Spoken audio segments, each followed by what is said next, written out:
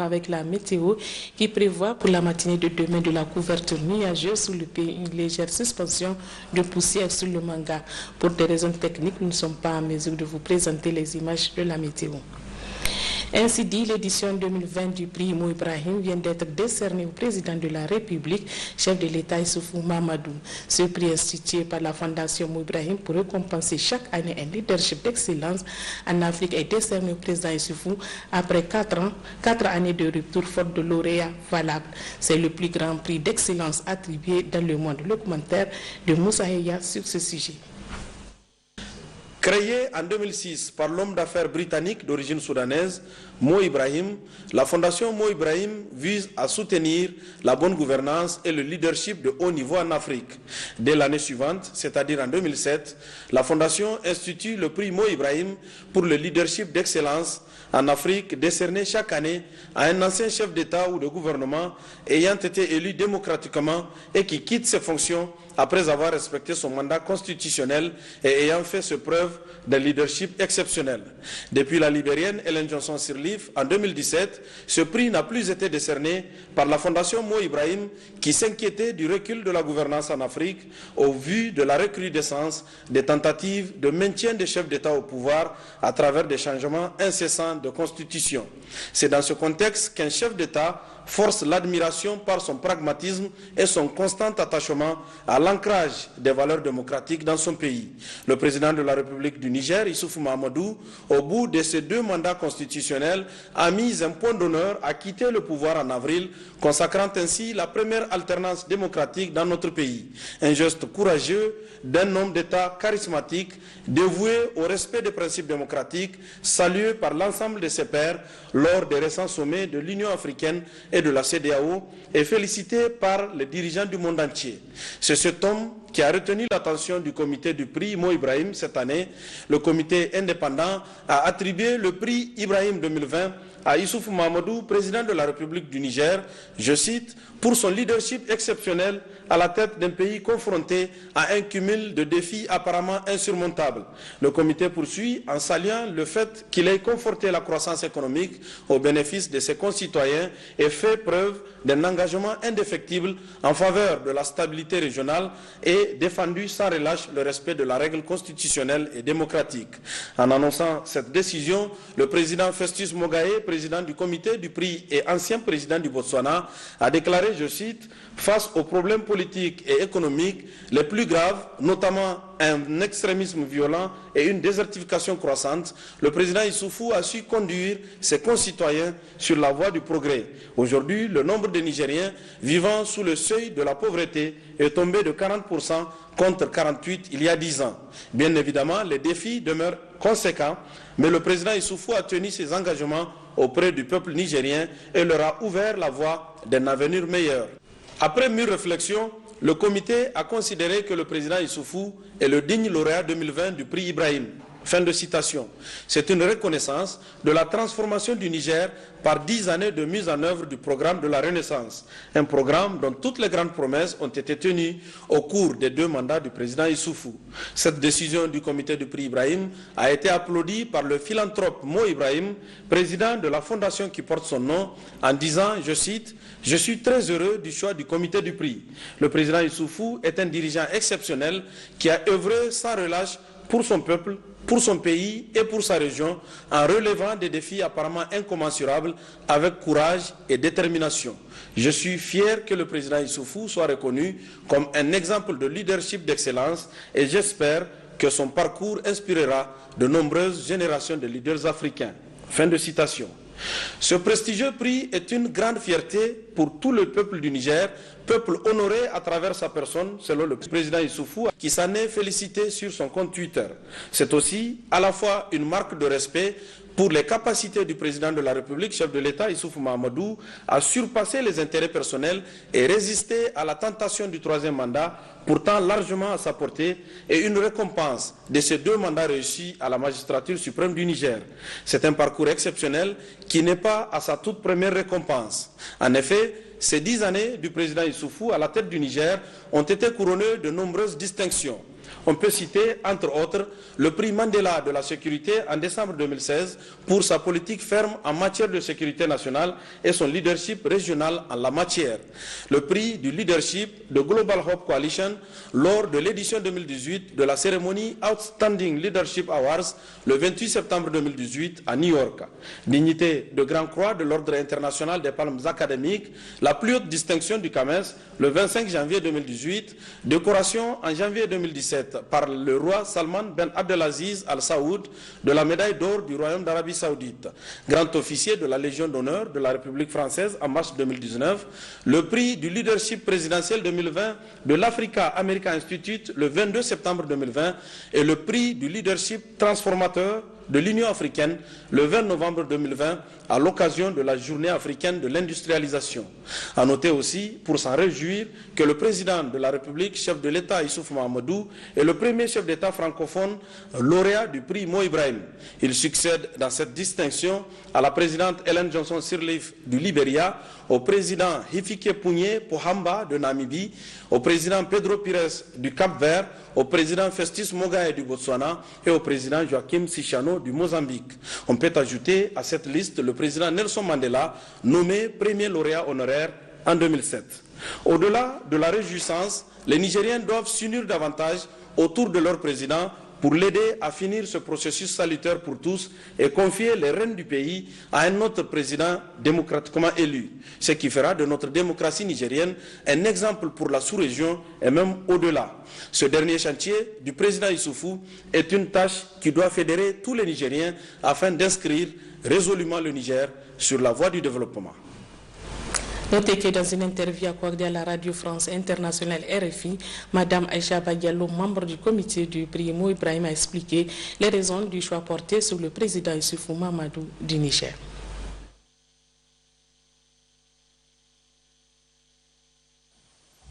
Le prix Ibrahim pour la bonne gouvernance et le leadership, c'est reconnaître un leader qui a, dans des circonstances difficiles, développé son pays, renforcer la démocratie et l'état de droit pour le bien commun de leur population, ouvrant ainsi la voie à une prospérité durable et équitable. Le prix Ibrahim, ce n'est pas un premier prix, c'est un prix et une norme pour l'excellence. Et pour pouvoir l'avoir, il faudrait suivre les critères suivants. Premièrement, avoir quitté le pouvoir 3 ans avant, et alors, avoir été élu de manière démocratique, avoir gouverné, comme je l'ai dit, en développant le pays, en respectant le droit, et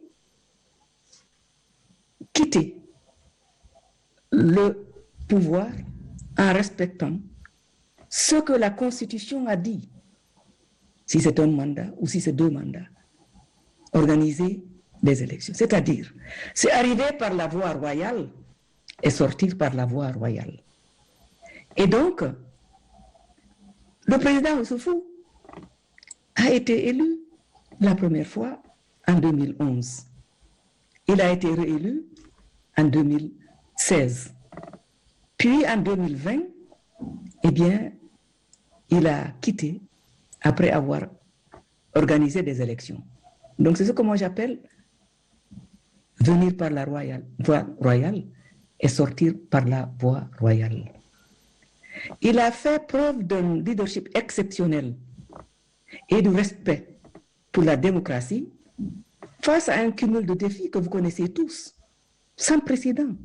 C'est pour cela que le comité, lors des délibérations, a déclaré vraiment que pour nous, le lauréat pour 2020, c'est le président Issoufou.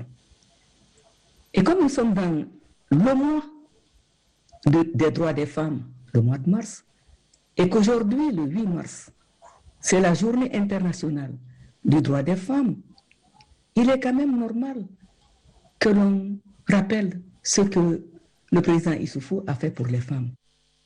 Eh bien, il a construit des écoles, Et ça a pu promouvoir l'accès des jeunes filles, aussi bien au niveau du primaire qu'au niveau du secondaire, avec une transition donc excellente pour le secondaire. Et pour qu'elles puissent avoir accès à l'enseignement supérieur, il a construit des universités au niveau provincial. Il a développé son pays. Il a donné l'opportunité au Niger d'avoir une transition démocratique. Il a aussi fait une chose extraordinaire, c'est qu'il ne s'est pas contenté de développer la sécurité au niveau de son pays, il l'a fait au niveau de la région. Et donc, nous pouvons vraiment dire haut et fort que le président Issoufou a fait preuve d'un leadership exceptionnel et de respect pour la démocratie. Suite justement à l'obtention de ce prix, le président de la République, Issoufou Mahamadou, a reçu les félicitations de plusieurs personnalités. Il s'agit de Mahamadou Buhari, président du Nigeria, Amin Mohamed, secrétaire général adjoint de l'ONU, Aïcha Diallo, ancienne ministre guinéenne, membre du comité prix Mo Ibrahim et Charles Michel, président de la Commission de l'Union européenne.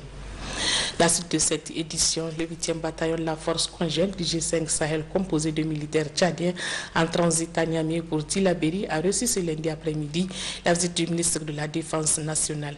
Issoufou Katambe est allé s'enquérir au nom du chef de l'État, Issoufou Mahamadou, les conditions de stationnement de ces troupes en présence des diplomates français et tchadiens accrédités au Niger. Les précisions avec Gérard Ablaziz et Suleiman Wali.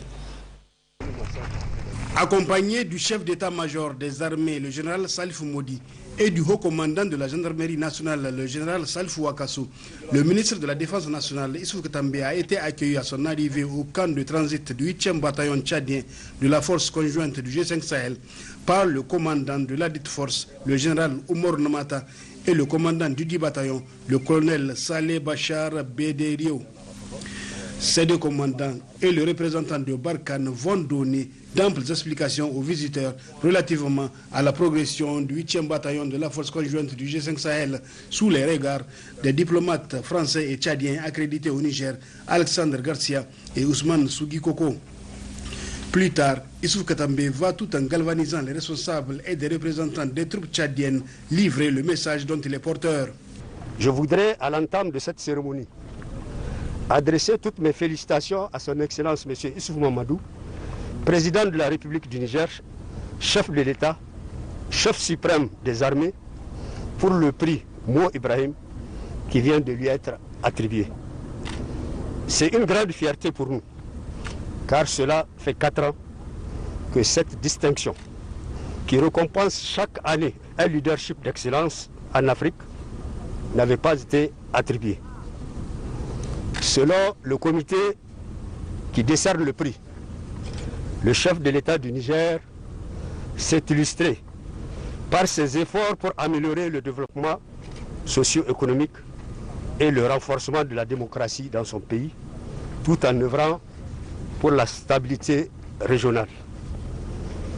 Messieurs les officiers, sous-officiers militaires du rang du contingent tchadien, c'est justement de cette stabilité régionale qu'il est question dans notre démarche ce jour.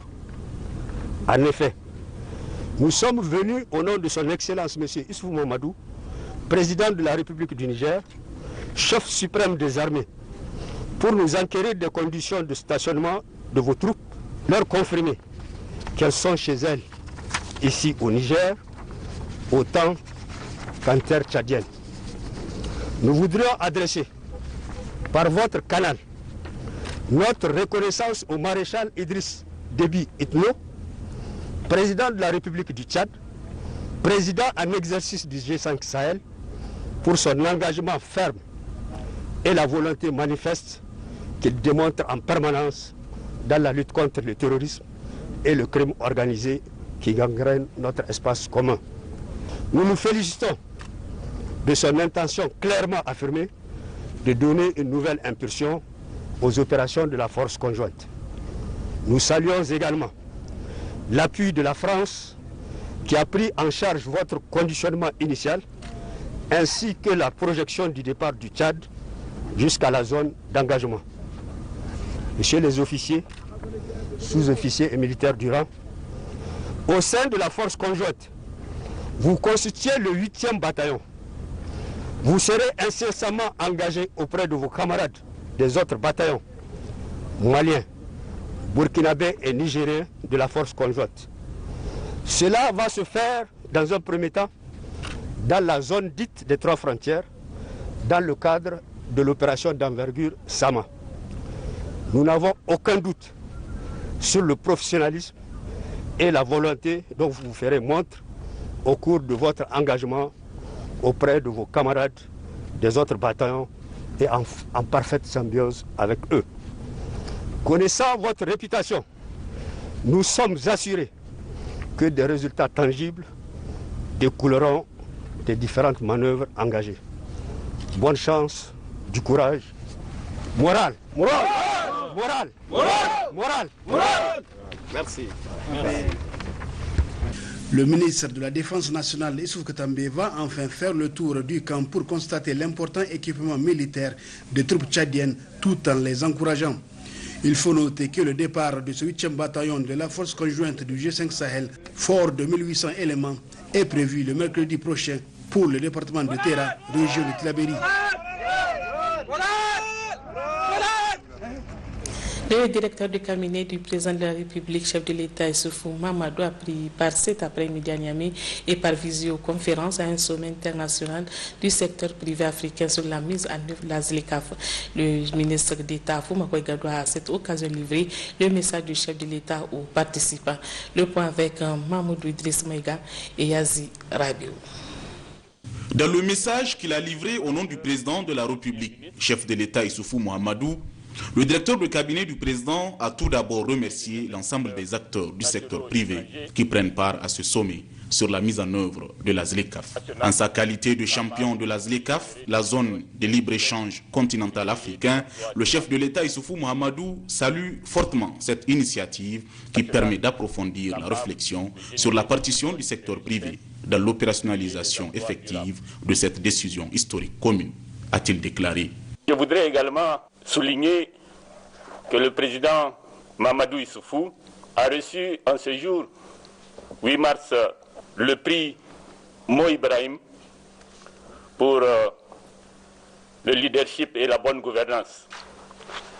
Je voudrais, en honneur à tous, lui adresser nos vives félicitations. Je tiens à féliciter le monde des affaires, qui marque ainsi sa volonté commune d'aller de l'avant dans la concrétisation réelle du marché unique africain solide et compétitif. Comme vous le savez, la zone de libre-échange continentale africaine constitue une opportunité pour nos pays de réaliser l'intégration économique et sociale dans l'objectif d'intégrer la chaîne de valeur mondiale, de réduire la pauvreté et promouvoir l'inclusion. Autant les dirigeants politiques africains ont imaginé et lancé la ZLECAf avec abnégation et courage, autant la mise en œuvre de l'implémentation de la ZLECAf nécessite la détermination, l'engagement, l'esprit d'innovation tant du secteur public que du secteur privé. C'est dire que pour transformer toutes les opportunités que présente la ZLECAf en activités créatrices de valeur et de richesse, les gouvernements, les partenaires techniques et financiers, ainsi que le secteur privé africain, doivent s'investir chacun dans ses prérogatives afin de rendre l'environnement macroéconomique favorable aux investissements dans le secteur des infrastructures physiques, du capital humain, ainsi que dans la technologie. Le chef de cabinet a ensuite relevé que le président de la République, Issoufou Mahamadou, se réjouit fortement de l'impact que le marché unique de la ZLECAf aura sur l'incidence de la pauvreté en Afrique, mais aussi des nombreuses opportunités qu'il offre aux opérateurs privés africains, créant ainsi les conditions de l'émergence du continent. D'ici 2035, Selon la Banque mondiale, l'impact de la zone de libre-échange continentale sur la réduction de la pauvreté serait de l'ordre de 30 millions pour les personnes souffrant d'extrême pauvreté et de 68 millions pour celles classées dans la pauvreté modérée. En outre, les retombées dues aux échanges intra-africains généreront des revenus additionnels de l'ordre de 450 milliards de dollars et augmentera le volume des exportations de 29%. Toutes ces opportunités pour les entrepreneurs, les industriels et les travailleurs africains concourent à la création des conditions d'émergence de notre continent. Transmettant toujours le message du président de la République Issoufou Mahamadou, le directeur de cabinet a souligné que la ZLECAf est en parfaite harmonie avec les plans et les programmes de l'agenda 2063, mais aussi avec le programme de renaissance du Niger qui, depuis 2011, a institué un cadre législatif et réglementaire favorable au code d'investissement et qui aujourd'hui a permis de booster la croissance économique du pays. La ZLECAf n'est pas un projet isolé. Elle constitue, avec les autres programmes de l'agenda 2063, un tout cohérent. C'est le cas du programme détaillé de développement de l'agriculture en Afrique, du programme de développement des infrastructures en Afrique, PIDA, du plan d'action pour le développement industriel accéléré de l'Afrique, AIDA, de la vision minière africaine, VMA, et du plan d'action pour l'intensification du commerce intra-africain, BIAT. Depuis 2011, suite à mon ascension à la magistrature suprême, le gouvernement du Niger met en œuvre un programme intitulé « Programme de renaissance du Niger ». Ce programme, qui comporte 8 axes prioritaires, vise à faire de l'économie nigérienne une économie dynamique, génératrice d'une croissance forte et inclusive, de nature à réduire la pauvreté et à promouvoir le développement économique et social. Dans ce message du chef de l'État livré par son directeur de cabinet, le potentiel minier et énergétique du Niger a été mis en exergue, tout en rappelant les conditions très favorables à l'investissement. Pour conforter le dynamisme de cette économie, notre gouvernement s'est engagé dans une politique de réforme pour promouvoir le secteur privé et l'investissement direct étranger. C'est ainsi que de 2012 à 2020, notre pays a gagné 44 rangs sur le classement Doing Business, opéré par la Banque mondiale, passant ainsi de la 176e à 132e place. Les principales réformes ont porté sur la facilité de création d'entreprises à travers la réduction des procédures, le délai et coût de création d'entreprises, domaine dans lequel le Niger était classé premier en Afrique en 2018 et 24e au niveau mondial. La mise en place d'un bureau d'information sur le crédit, BIC, et d'autres facilités d'accès au financement. La simplification des procédures de paiement des impôts. La modernisation des procédures douanières et l'installation du tribunal de commerce de Niamey. Le cadre législatif et réglementaire des affaires a été également amélioré à travers notamment l'adoption d'une loi sur les partenariats publics-privés, l'adoption du code des investissements, du code minier, du code pétrolier et l'adhésion à l'agence multilatérale des garanties des investissements MIGA. Le Niger est devenu de ce fait un des pays africains les plus réformateurs en matière de facilitation des affaires.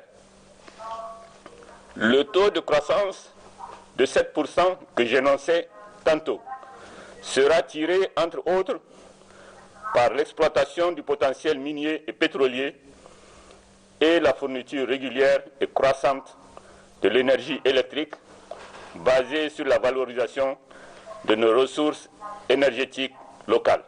Le directeur de cabinet du président de la République a conclu en précisant aux 252 participants à ce sommet que le Niger en particulier et l'Afrique en général ont un potentiel à explorer, des voies et des moyens de création de richesses à explorer afin de réduire la pauvreté, les maladies et les inégalités sociales sur le continent. D'ici 2025, nous envisageons construire 1000 MW de centrales solaires et 2000 en 2035, électrifier 6000 villages.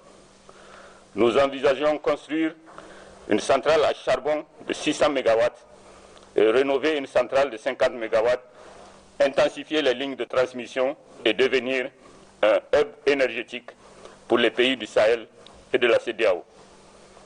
D'énormes progrès ont été d'ailleurs enregistrés en matière de stabilité politique, de bonne gouvernance et de démocratie. À l'Assemblée nationale, les travaux de la première session extraordinaire au titre de l'année 2021 se poursuivent activement ce matin. Dans le cadre de cette première session extraordinaire, les députés, sous la présidence du premier responsable de l'institution, ont en effet procédé à l'examen au vote du projet de loi portant régime de la pêche et de l'aquaculture au Niger. Le résumé de cette séance plénière avec Laouli Aya et Mariam Dakou. Seul point à l'ordre du jour, ce projet de loi portant régime de la pêche et de l'aquaculture au Niger a, selon le rapporteur général de la Commission développement rural et de l'environnement de l'Assemblée nationale, qui est la commission saisie au fond pour l'examen et l'adoption du dit texte, été introduit pour fixer le cadre juridique du régime de la pêche et de l'aquaculture au Niger. C'est ainsi que ce projet visant à révolutionner ce domaine aussi crucial dans le cadre de la lutte contre la faim et la malnutrition a été favorablement accueilli par les députés. Des députés qui l'ont adopté avec 108 voix pour, 0 contre et 0 abstention. Après ce vote massif, aussi bien les spécialistes du domaine que le commissaire du gouvernement n'ont pas manqué de saluer les élus nationaux pour leur adhésion au texte. Nous réjouissons de cette adoption de loi sur la pêche et l'aquaculture.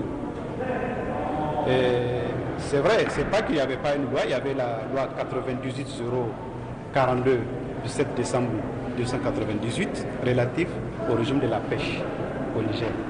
Mais la spécificité ici, c'est que la nouvelle loi, elle prend en compte l'aspect aquaculture et aussi les transpositions des directives 3 et 4 de l'IMOA. Vous avez permis au Niger d'internaliser les textes de l'IMOA, ce qui nous permet d'intégrer un grand espace d'échange où le Niger, avec son potentiel, peut tirer profit. Et c'est pour moi donc l'occasion de vous remercier et de saluer ce patriotisme que vous venez de manifester ce matin.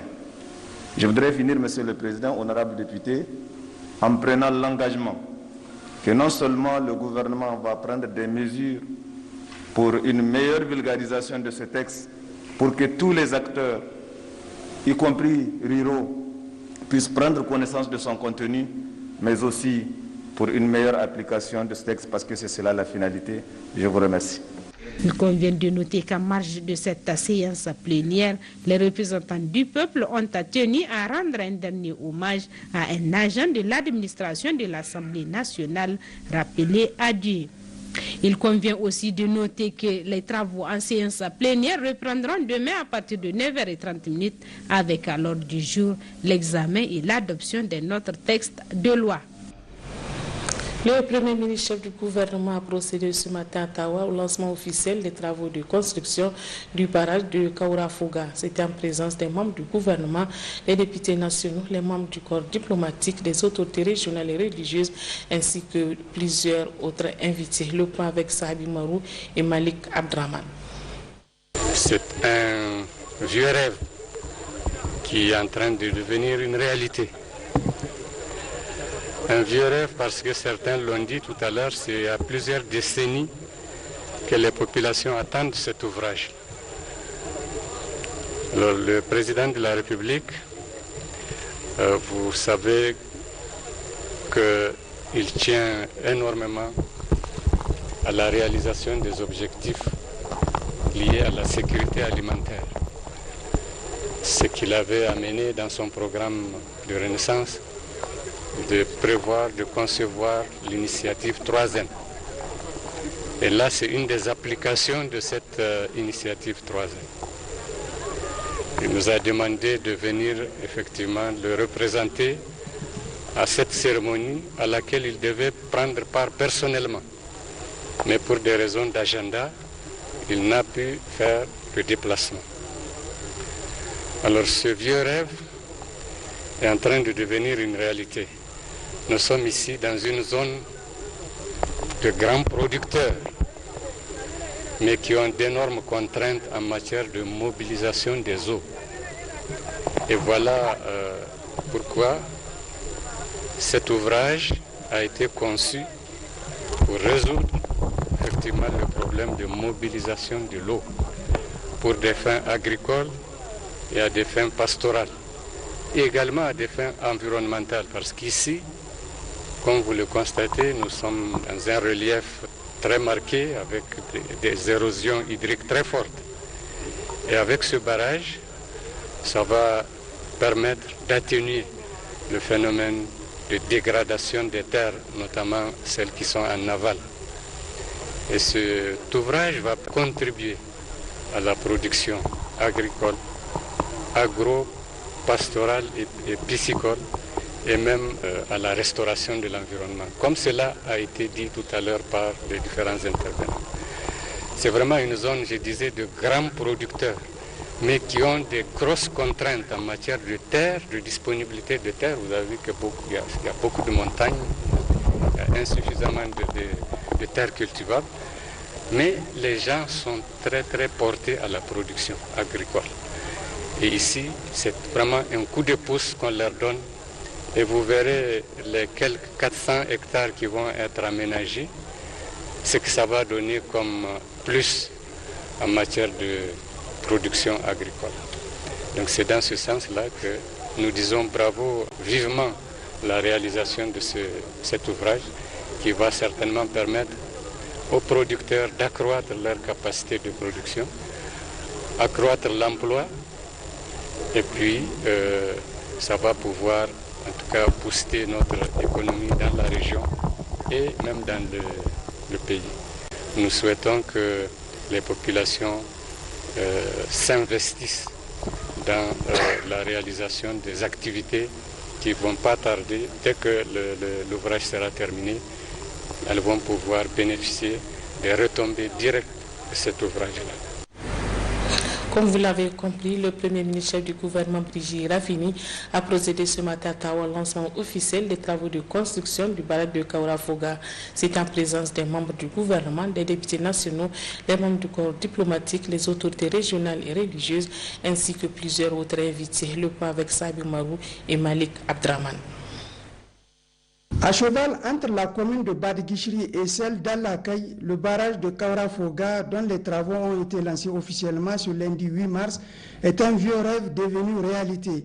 En effet, les études de faisabilité de ce projet datent de 1984. 37 ans donc que les populations du département d'Ilela et de Bouza attendent ce grand jour. C'est donc chose faite aujourd'hui par le lancement officiel des travaux de construction de ce barrage hydro-agricole par le Premier ministre chef du gouvernement Brigitte Raffini, traduisant ainsi la concrétisation d'une promesse faite par le président de la République Issoufou Mahamadou à ses populations.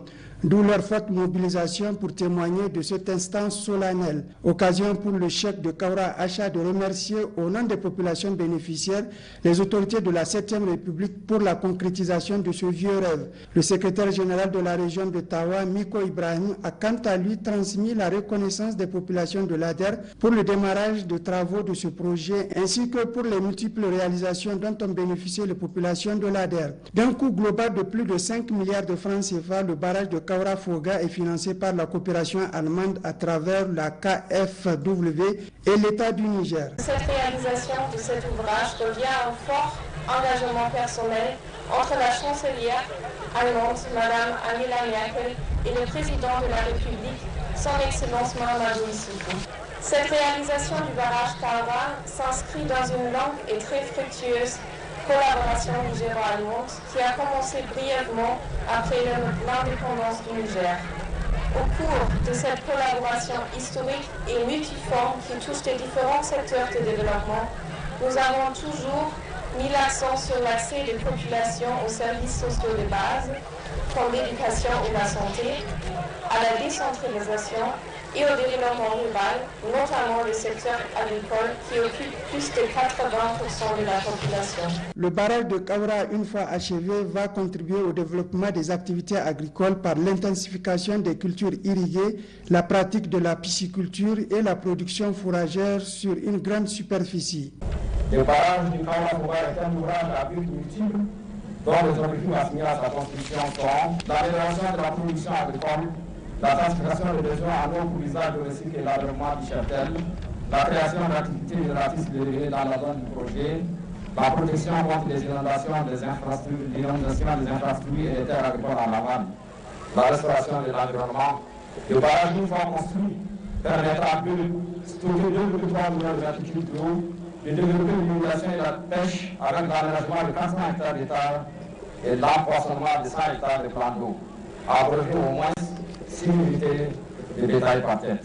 Le financement de cet important ouvrage avec la KfW entre dans le cadre du financement global de la deuxième phase du programme Petite Irrigation et Sécurité Alimentaire pour la période 2020-2025 pour un montant de 43 millions d'euros, soit environ plus de 29 milliards de francs CFA. Après le dévoilement de la plaque inaugurale du lancement des travaux du barrage de Kaura à Foga, les explications techniques ont été fournies au Premier ministre et aux membres de sa délégation sur l'aspect technique de ce barrage. À noter qu'auparavant, le Premier ministre Brigitte Raffini s'est rendu au village de Kaura Acha, haut lieu d'apprentissage coranique, où il a rendu une visite de courtoisie au cheikh Mahaman Kaura Acha. Il s'est également rendu sur le chantier de construction d'une université islamique à Kaura Acha.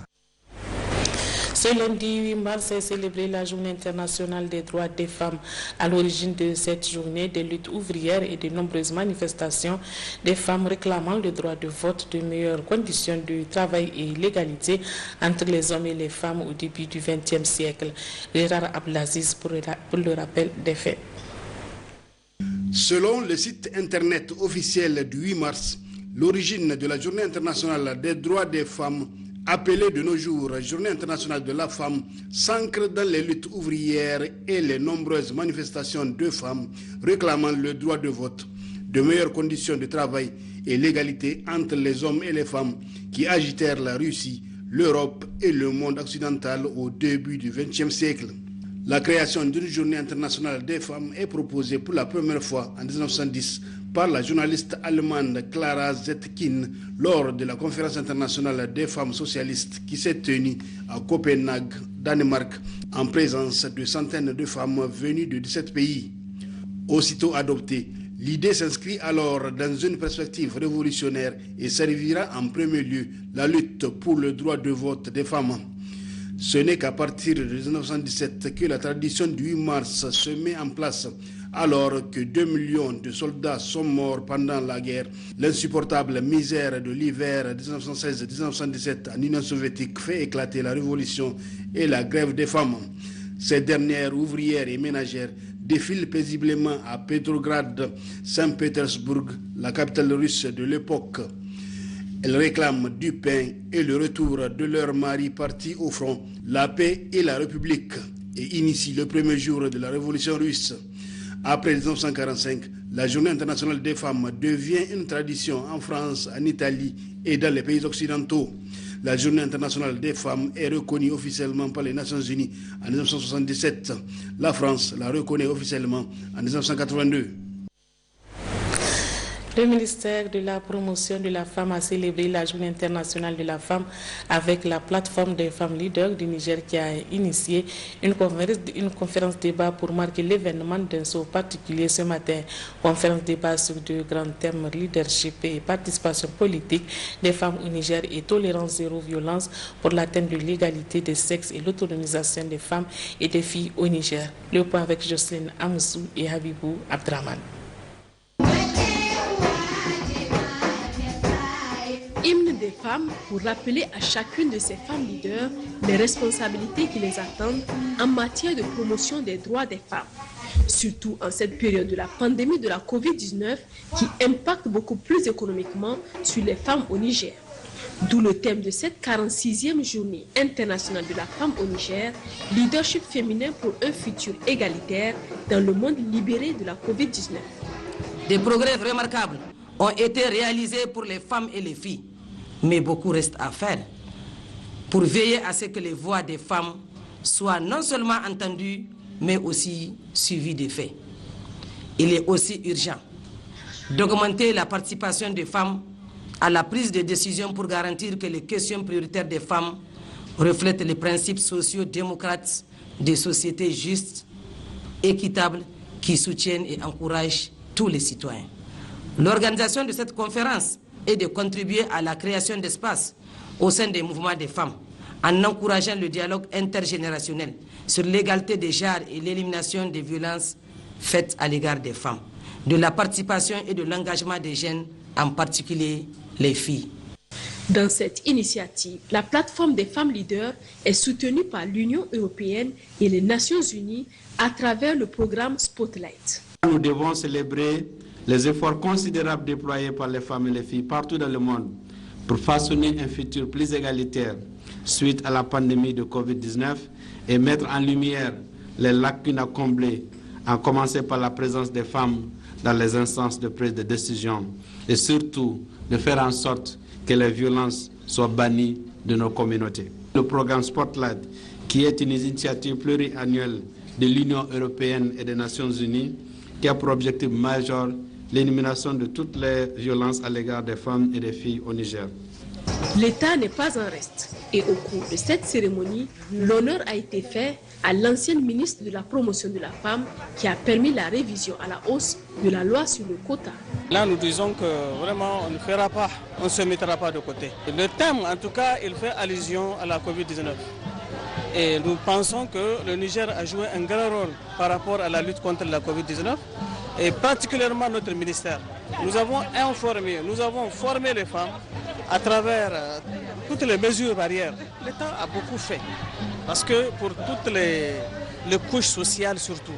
Sinon, il y avait un programme, en tout cas qui aujourd'hui va intéresser les femmes. Le programme du gouvernement a pris en compte toutes les couches défavorisées. Le secrétaire général, en ouvrant cette assise, revient plus en détail sur les efforts de l'État. À l'Assemblée nationale, on compte 29 députés sur 171 députés, soit 17%.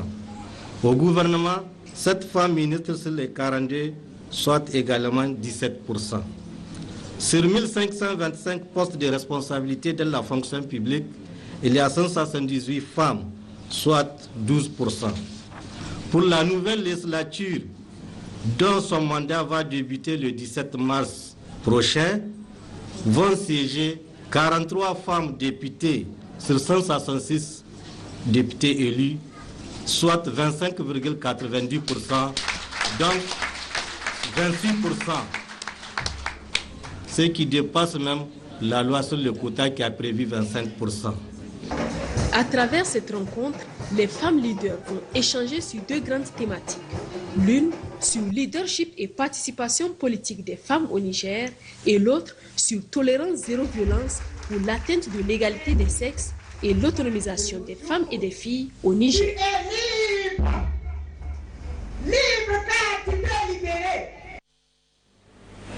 Lancement cet après-midi des programmes des activités d'Oxfam se munir de la réussite des autres à l'occasion de la commémoration de la Journée internationale de la femme. C'est le secrétaire général du ministère de la promotion de la femme et de la protection de l'enfant qui a présidé les activités en présence du gouverneur de la région de Niamey, Ambouka Oudou. Le point avec Hawa Mamoudou et Imran Maïga. Oxfam, mouvement citoyen mondial, vise à mettre fin à l'injustice, à la pauvreté en luttant contre les inégalités qui les perpétuent. Cette confédération internationale n'a pas dérogé à la règle. En cette journée internationale des droits des femmes, célébrée dans de nombreux pays à travers le monde. Occasion pour elle d'organiser une grande rencontre à l'intention des femmes et des filles pour faire le bilan des progrès réalisés en matière des droits des femmes et le plaidoyer pour les nouvelles perspectives. Plusieurs initiatives et stratégies sont développées à travers une large mobilisation sociale, aussi bien par les institutions internationales, des organisations non gouvernementales que par l'État. C'est dans ce contexte qu'Oxfam au Niger commémore le 8 mars avec plusieurs activités en matière de promotion des droits des femmes. Parmi ces activités, celle qui nous réunit aujourd'hui, qu'Oxfam organise en collaboration avec l'agence de communication Comel. Les autorités nigériennes, au premier rang le président de la République Mahamadou Issoufou, qui a fait de la question de la défense, de la promotion et de la protection des droits des femmes et des filles et leur leadership son cheval de bataille, dira le secrétaire général du ministère de la promotion de la femme et de la protection de l'enfant dans son intervention. Son Excellence El Hadj Issoufou Mahamadou, président de la République, chef de l'État, l'a prouvé notamment à travers la révision à la hausse de la loi sur le quota. Ainsi, le taux électif est passé de 15 à 25% et le taux nominatif de 25 à 30% en 2019. Ceci dénote l'intérêt accordé à la représentation des femmes dans les sphères de prise de décision politique et administrative et à faire de la femme un pilier du développement économique. Cette activité dénommée se nourrir de la réussite des autres devait être un cadre d'échange entre les jeunes et les adultes, mais aussi et surtout une occasion de dialoguer entre les femmes leaders et les jeunes filles. Des témoignages des femmes leaders ayant réussi dans la vie à travers leur parcours professionnel et social, ainsi que des obstacles rencontrés à l'image de la réalisatrice Aïcha Maki et sa sœur Kadi de Tilaberi, qui a su fonder un village portant Kadi Kwara, sont entre autres exemples illustratifs à encourager. Le groupe Bank of Africa BOA a offert un don de produits médicaux au profit du Centre national de lutte contre le cancer, un geste fait à l'occasion de la Journée internationale de la femme, célébrée le 8 mars de chaque année. Le point avec Emile Kassim-Mamadou et Abdoulaye Ali. Le groupe Bank of Africa BOA n'est pas resté en marge de la commémoration de la Journée internationale de la femme. C'est dans cette optique que la BOA a choisi le Centre national de lutte contre le cancer pour faire un don de produits médicaux d'une valeur de 5 millions de francs CFA. Une action qui vise à faciliter et renforcer la prise en charge des patients du cancer. Nous sommes de tout cœur avec vous et nous vous rassurons que le groupe Bank of Africa, BMCE, continuera de supporter la frange sociale nigérienne qui est toujours dans le besoin pour faire face à certaines maladies. C'est certes un don symbolique et nous vous demandons de nous exprimer les besoins auxquels vous faites face pour soulager ces populations qui aujourd'hui n'ont pas le pouvoir d'achat pour faire face à ces charges.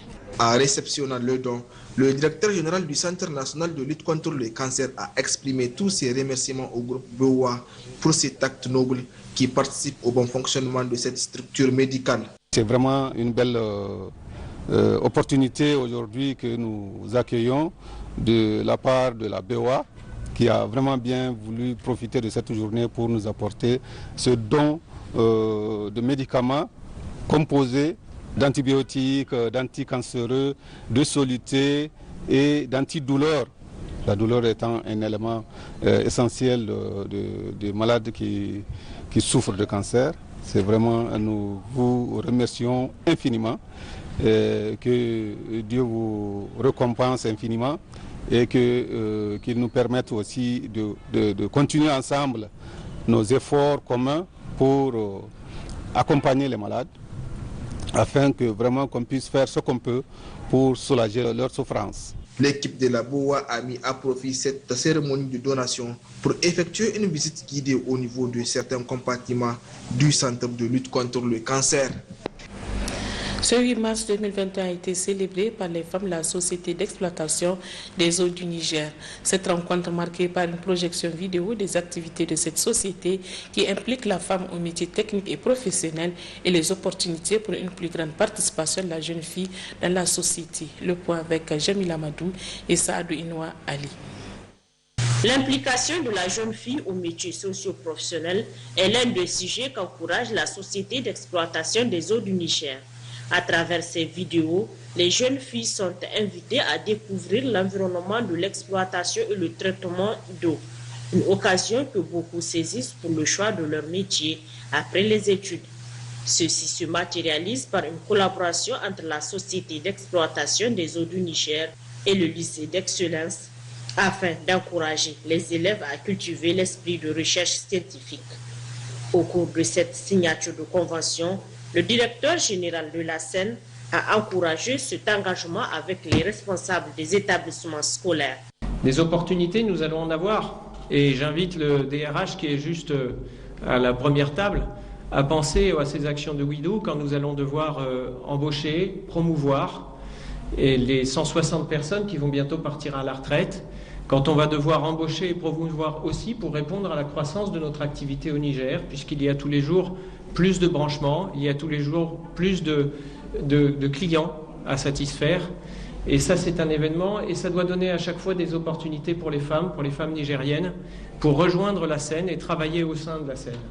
Pour le proviseur du lycée d'excellence, cette collaboration permet aux élèves de travailler afin d'éviter l'échec et le désespoir. C'est un lycée à caractère purement scientifique. Au niveau de l'école, nous avons constaté que les filles encore sont plus excellentes que les garçons. Mais c'est vraiment dommage que les capacités des filles ne dépassent pas 55 places. C'est-à-dire que c'est vraiment une chose que s'il y a des gens qui sont là, qui peuvent nous aider par rapport à ça, ou bien peut-être aider l'État par rapport à ça, pour que la capacité d'accueil au niveau des garçons soit la même chose que la capacité d'accueil au niveau des filles. C'est vraiment important compte tenu de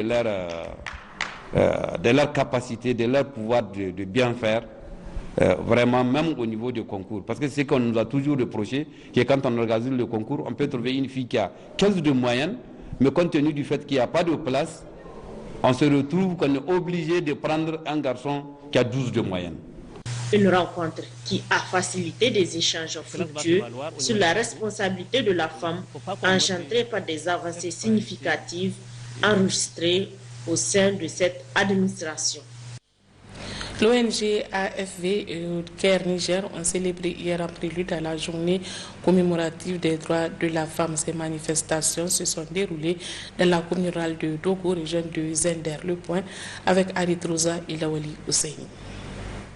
Cette 46e édition de la Journée internationale de la femme a pour thème « Leader féminin pour un futur égalitaire dans le monde de la Covid-19 ». Ce thème vise à célébrer les efforts inestimables déployés par les femmes et les filles partout dans le monde pour façonner un futur et une relance plus égalitaire suite à la pandémie de la Covid-19 et met en lumière les lacunes comblées. A noter la vice-présidente de la délégation de la commune rurale de Dogo, Mme Hassan Achetou Elaji Inoussa, au cours de son intervention. Par ailleurs, elle a souligné que cette journée vise à promouvoir les droits des femmes et des filles contre toute discrimination à l'égard de ces couches sociales. Ainsi, les femmes sont au premier plan de la lutte contre la Covid-19 en tant que travailleurs de première ligne et professionnels de santé, en tant que scientifiques, médecins et pourvoyeuses des soins, a-t-elle indiqué. À noter, auparavant, la représentante régionale de la promotion de la femme et de la protection de l'enfant, Madame Al-Kassim Mariama, les chefs du village et les femmes leaders de la commune rurale de Dogo, tous ont abondé sur les droits de la femme ainsi qu'aux problèmes auxquels elle est confrontée. Pour joindre l'utile à l'agréable, les femmes leaders organisées en fédération ont présenté un sketch pour marquer la fin de cette cérémonie, tout en adressant leurs remerciements aux ONG CARE Niger et AFV pour les appuis multiformes qu'ils ne cessent d'apporter aux populations vulnérables en général et à la femme en particulier. À l'instar donc des autres femmes du monde, les femmes du Niger célèbrent ce jour la journée internationale des femmes. En cette circonstance, les femmes de l'association Tadi Hilt et celles de l'association Timidria ont mis à profit cette journée pour organiser des séances de salubrité suivies de dons en matériel d'hygiène à la maternité Intala et à la direction des immunisations. Le point avec Aïcha Toubawa et Hassan Moussa. Pour marquer cette journée internationale de la femme, l'association Tadhilt, qui signifie Entre-aide en Tamashek, a choisi la maternité Yantala de Niamey pour une séance de salubrité. Un élan de solidarité et de générosité des femmes de l'association Tadhilt envers cette maternité qui, depuis des années, accueille avec dévouement et professionnalisme femmes et enfants. L'association Tadhilt, Liptako, remercie l'administrateur délégué de la commune de Niamey et les responsables de la maternité Yantala, dont la collaboration nous a permis de donner un cachet particulier à travers cette activité de salubrité et un don de matériel de ménage. Aujourd'hui, nous avons choisi la maternité Yantala parce que cette maternité est l'une des anciennes maternités. Et une maternité, vraiment, il y a une influence des femmes et des enfants. C'est à travers ce constat que nous sommes venus vraiment aujourd'hui appuyer cette maternité, à encourager le personnel de la maternité et appuyer les responsables qui sont chargés de la salubrité, qui sont débordés parce qu'ils ont un espace très vaste. Très émue, la directrice de la maternité Yantala s'est réjouie de cette initiative avant de saluer ce geste à sa juste valeur. Au nom de tout le personnel de la maternité Yantala et à mon nom propre, je tiens à vous remercier d'avoir choisi notre maternité pour cette journée du 8 mars dédiée à la femme. Cette salubrité va permettre d'assainir notre cadre de travail, surtout que c'est un endroit qui accueille beaucoup de femmes et des enfants. En dehors des femmes de l'association Tadhil, celles de l'association Timidria, qui signifie fraternité en tamashek, ont choisi la direction des immunisations. Munies du matériel approprié, les femmes de cette association se sont déployées pour assainir le cadre de travail du personnel de cette direction. L'association Timidria remercie l'administrateur délégué de la commune 1 pour son appui en matériel et en ressources humaines et les responsables de la DI. À travers cette activité de salubrité, nous voulons donner un cachet particulier à cette journée et offrons un don de produits d'entretien à cette direction. Le directeur des immunisations a saisi cette occasion pour remercier les femmes de l'association Timidria pour cette initiative, mais aussi pour le choix porté sur sa direction en cette journée internationale de la femme. Nous remercions l'association Timidria pour avoir choisi la direction des immunisations pour cette activité de salubrité. L'association est venue appuyer tout ce qui se fait au quotidien par nos agents pour appuyer effectivement ces activités-là pour que notre cours soit davantage plus propre. Notons que ces deux associations qui appartiennent à un seul consortium n'attendent pas s'arrêter là. Elle envisage d'organiser d'autres activités sociales à Niamey, mais au-delà, dans toutes les autres régions du pays. Du rugby féminin hier soir sur les installations de l'Université de Niamey pour célébrer la Journée internationale des droits des femmes. 8 équipes de rugby des communes 4 et 5 se sont affrontées dans le fair play et la solidarité. Le point avec Mamadou Djengaray et Suleiman Boubacar. Il s'agit d'une compétition de rugby féminin de la catégorie des U13, c'est-à-dire les moins de 13 ans, des jeunes filles jouant au rugby. Une première au Niger, une initiative de l'Académie Vincent Turba de Niamey. Nous avons 80 filles qui jouent aussi au rugby, donc 4 équipes de la commune 5 et 4 équipes de la commune 4. Et nous souhaitons que tout se passe très bien. 8 équipes se sont affrontées toute la matinée, mais selon les organisateurs, il s'agit de mettre l'accent sur l'apprentissage de la discipline. Notre expression, notre moteur, c'est le rugby. Quand on sait que le rugby véhicule des valeurs comme le respect, la solidarité, l'engagement et tout ce qui contribue à la paix. Donc je crois que le mois est bien choisi pour que nos filles aussi puissent démontrer que nous, en jouant, c'est un message de paix et de cohésion sociale que nous envoyons. Bénéficiant du soutien de l'ambassade de France au Niger, les représentants sont satisfaits de cette belle organisation. Un spectacle de qualité avec des jeunes filles qui se font des passes, qui se démarquent les unes des autres pour pouvoir créer des lignes d'attaque et marquer le plus d'essais possible.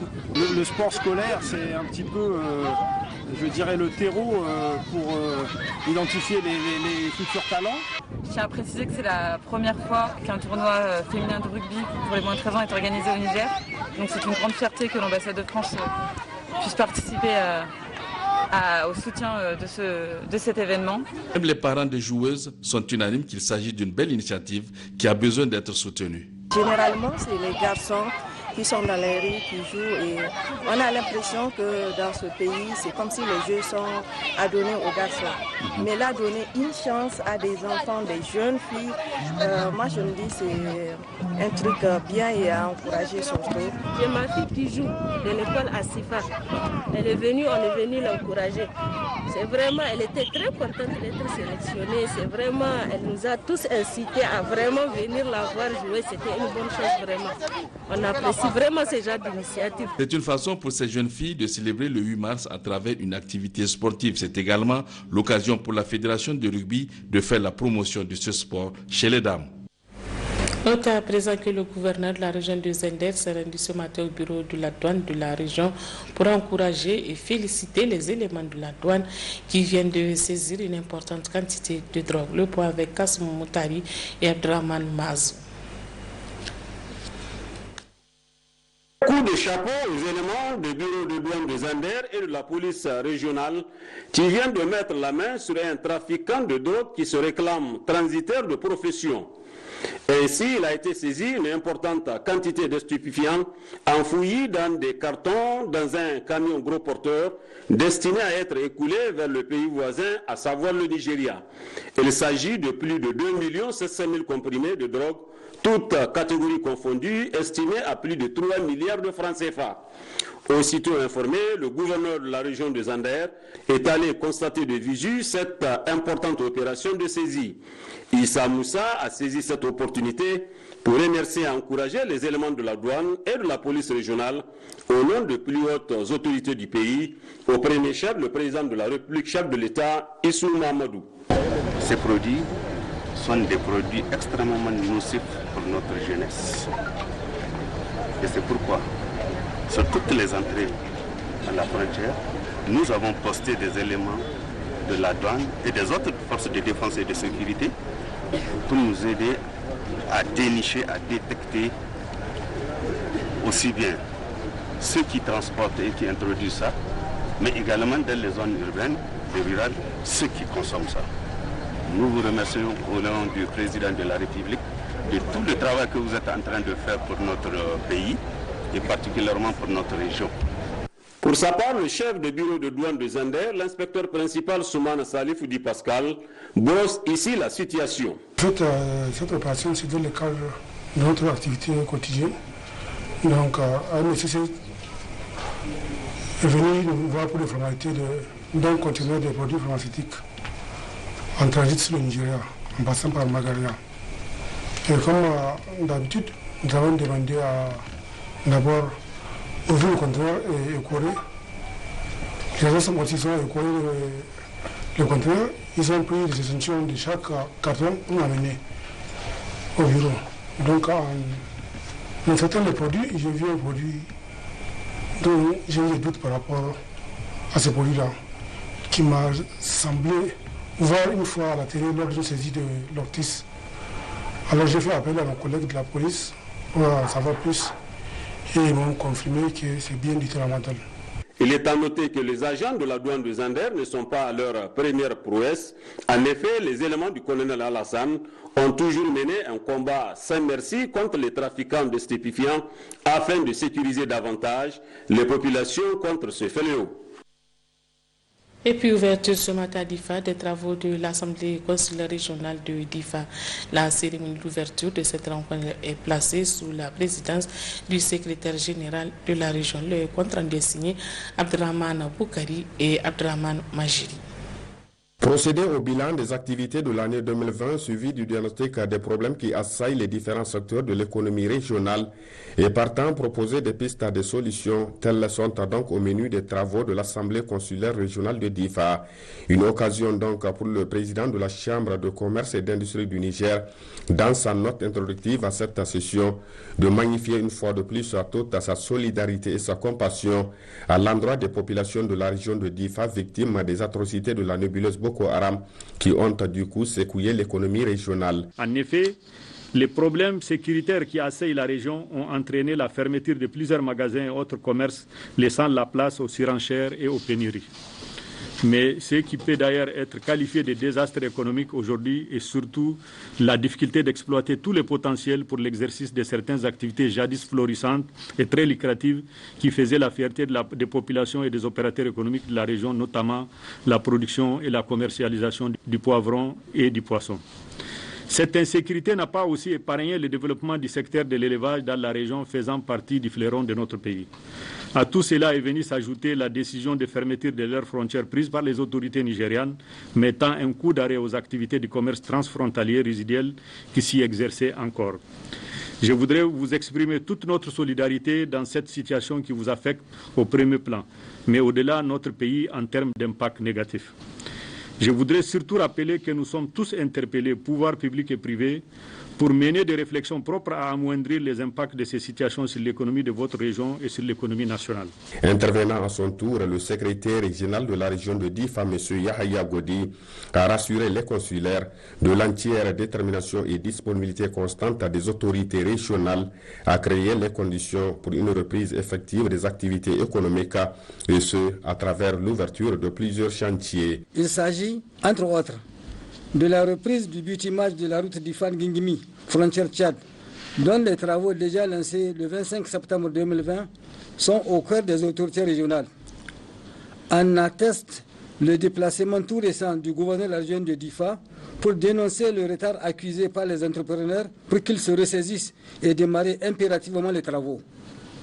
Le bitumage de la route Méné-Soroa-Gaidam, dont les travaux ont été aussi officiellement lancés à la même date, au grand bonheur de l'économie régionale.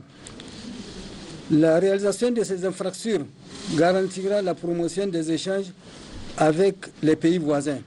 Entre autres infrastructures, nous retenons la mise en place d'une cellule technique d'échange entre la région de Difa, l'État de Borno, l'État de Yobe et le Tchad. Aussi, l'année 2020 a été caractérisée par la mise en chantier du programme triennal de modernisation de la ville de Difa en prélude à la fête tournante du 18 décembre Difa-Angla avec des investissements qui ont apporté de la valeur ajoutée au secteur du commerce, BTP et services. Signalons qu'auparavant, le secrétaire régional de la Chambre consulaire de Difa, M. Abba Ali, est intervenu pour adresser au nom de l'ensemble des consulaires de Difa et du sien propre toute à sa profonde gratitude et reconnaissance totale au président de la Chambre de commerce et d'industrie du Niger, M. Moussa Sidi Ahmed, pour l'attention toute particulière qu'il accorde à la région de Difa.